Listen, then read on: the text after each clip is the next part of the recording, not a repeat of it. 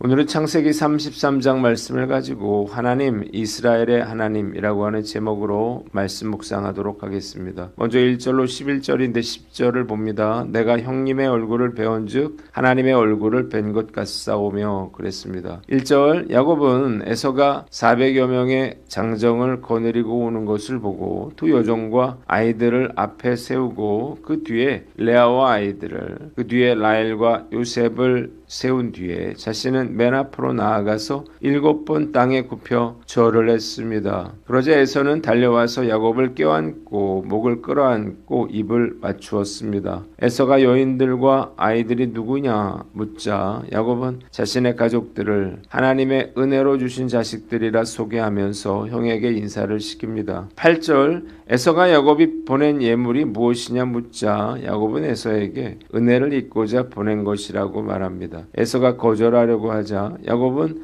자신을 좋게 본다면 예물을 받아달라고 청하고 형의 얼굴을 뵙는 것이 곧 하나님의 얼굴을 본 것 같다고 말을 해요. 야곱은 하나님께서 자신에게 많은 은혜를 베풀어 주셨으니 예물을 받아달라고 간곡히 청했고 야곱의 진심을 확인한 에서는 그 예물을 받았습니다. 본문이 우리에게 주는 교훈이 있는데 겸손히 하나님의 은혜를 구하라는 것입니다. 야곱이 몸을 7번 땅에 굽히며 에서에게로 나아가자 에서가 달려와서 그를 맞이하여 목을 안고 입을 맞추고 울었습니다. 무려 20년 만에 화해와 용서가 이루어진 거예요. 그러나 이것은 예물과 같은 그의 인간적인 노력 때문에 이루어진 일이 아니었습니다. 에서는 얼마든지 힘으로 그것들을 빼앗을 수가 있었기 때문이에요. 야곱에 대한 에서의 징후는 쉽게 풀릴 수 있는 것이 아니었습니다. 에서의 분노가 한순간에 눈 녹듯 사그러지게 된 이유가 무엇일까요? 첫째로 전적인 하나님의 은혜 때문이었습니다.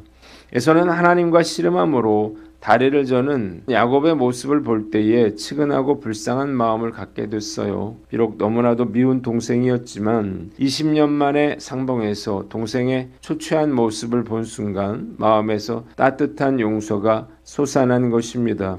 하나님은 에서의 증오심을 용서와 사랑과 형제로 승화시켜 주셨는데 이것은 전적인 하나님의 은혜였습니다. 사람의 마음을 얻으려 애쓰기 전에 먼저 하나님의 은혜를 구하시기를 바랍니다. 하나님이 상대의 마음을 만져주시지 않으면요 아무리 귀한 예물도 뇌물이나 가식으로 보일 뿐이에요. 풀리지 않는 인간관계 때문에 고민하고 있다면요 그 사람을 설득하려 하기 전에 야곱처럼 홀로 하나님과 씨름하는 시간을 가져야 할 것입니다. 주님 그 사람의 마음을 만져주시고 제 연약함을 화해의 도구로 사용하여 주시옵소서라고 하나님의 은혜를 먼저 구하는 것입니다. 또한 야곱의 쩔뚝거림이 에서의 마음을 녹였듯이 현재 나의 고난이나 부족함이 도리어 상대방의 마음을 여는 통로가 될 수도 있습니다. 화려한 변명보다 정직하고 낮은 자세로 다가갈 때에 하나님의 은혜가 임하는 거예요. 관계의 회복은 전적인 하나님의 은혜로 이루어진다는 사실을 알아야 할 것입니다. 두 번째는 야곱의 겸손한 모습 때문이었어요. 야곱은 형을 보자 땅에 7번 굽혀 절을 했습니다. 교만과 거짓을 좋아하는 모습에서 성숙된 인격으로 변화된 것입니다.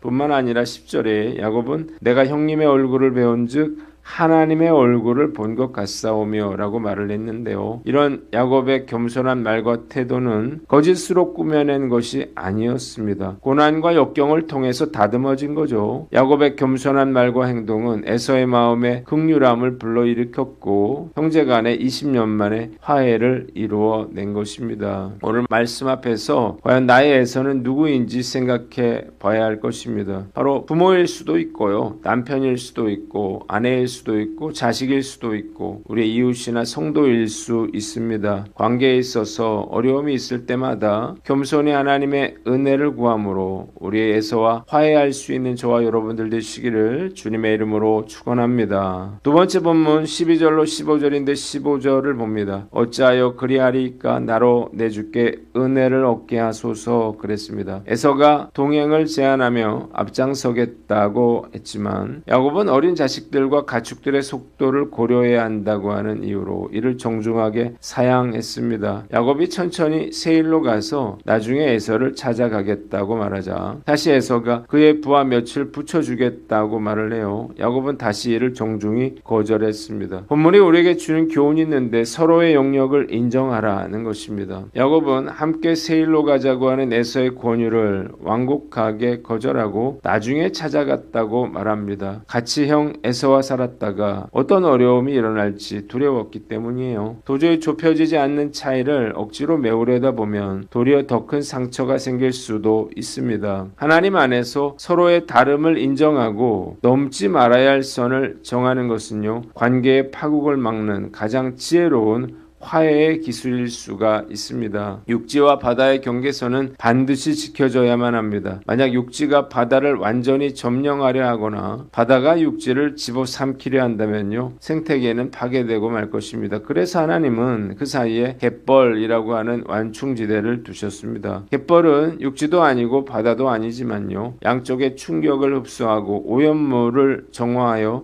수많은 생명들을 살립니다. 우리 인간관계에도 이런 갯벌과 같은 완충지대가 필요합니다. 서로의 영역을 인정하는 여백을 두는 것이 관계를 정상화하고 평화를 유지하는 비결이에요. 모든 사람과 절친한 친구가 될 수는 없습니다. 성격과 가치관이 너무 달라서 매사에 부딪히는 관계라면 무례하지 않은 선에서 사무적인 거리를 두거나 접촉의 빈도를 조절하는 것도 지혜인 것입니다. 국가 간의 갈등이나 가정 내의 다툼에서 완전한 승리란 불가능할 때가 많습니다. 갈등의 요소를 제거할 수 없다면 갈등이 폭발하지 않도록 관리하는 것이 주님이 주시는 평화의 방법일 거예요. 진정한 평화는 상대와 내가 하나 되는 것뿐만 아니라 서로 다름을 인정하고 평화를 유지해 나가는 것임을 알고 억지로 하나 되려 애쓰기보다 주님이 정해주신 경계 안에서 서로를 존중하며 평화를 누리며 살아가는 저와 여러분들 되시기를 주님의 이름으로 축원합니다. 마지막으로 16절로 20절인데 16절을 봅니다. 거기에 제단을 쌓고 그 이름을 엘엘로의 이스라엘이라 불렀더라고 했습니다.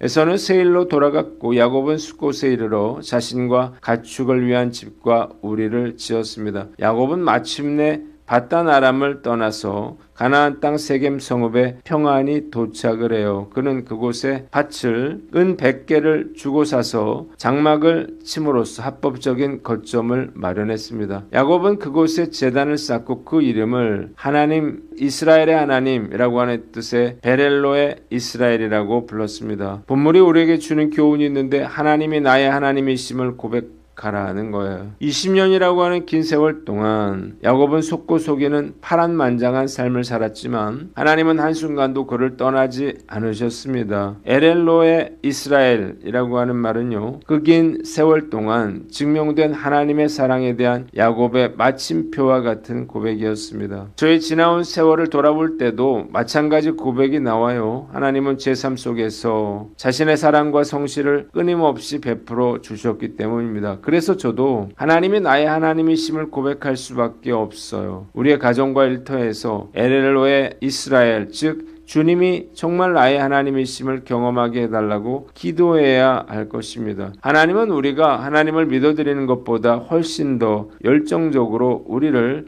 자신의 사람으로 만들기 위해 일하십니다. 야곱의 20년을 견뎌주신 하나님께서 오늘 우리의 삶 또한 성실하게 인도하셔서 마침내 우리 입술에서 야곱과 같은 영광스러운 고백이 나오게 하실 줄 믿습니다. 어떤 무명 화가가 그림을 그리다가 실수를 했어요. 캔버스 중앙에 검은 물감을 쏟아버린 거예요. 화가는 좌절하며 그림을 포기하려고 했는데 그때 곁에 있던 스승이 붓을 들더니 그 검은 얼룩 위에 다시 색을 입히기 시작했습니다. 스승은 얼룩을 지우는 대신에 그 어두운 부분을 나무의 그림자로, 깊은 계곡의 음영으로, 폭풍우가 몰아치는 하늘의 구름으로 바꾸어 놓았습니다. 마침내 그림이 완성됐을 때에 그 검은 얼룩은요, 오히려 그림 전체에 깊이와 생동감을 더해 주었습니다. 야곱의 20년은 얼룩진 인생이었지만 하나님의 덧칠이 더해져서 영광스러운 그림이 되었습니다. 마찬가지로 하나님은 우리 인생의 실수와 얼룩을 덧칠하셔서 결국 아름다운 걸작품을 만들어내시고 에렐로의 이스라엘이라고 하는 고백을 하게 해 주실 줄 믿습니다. 야곱의 20년을 견뎌주신 주님께서 오늘 우리의 삶 또한 성실하게 인도하고 계심을 믿고 우리의 능력이나 믿음이 아니라 주님의 열정과 사랑이 나를 하나님의 사람으로 빚어가실 줄 믿고 오늘 우리가 머무는 모든 곳에서 에렐로의 이스라엘의 하나님을 찬양하고 고백하는 저와 여러분들 되시기를 주님의 이름으로 축원합니다.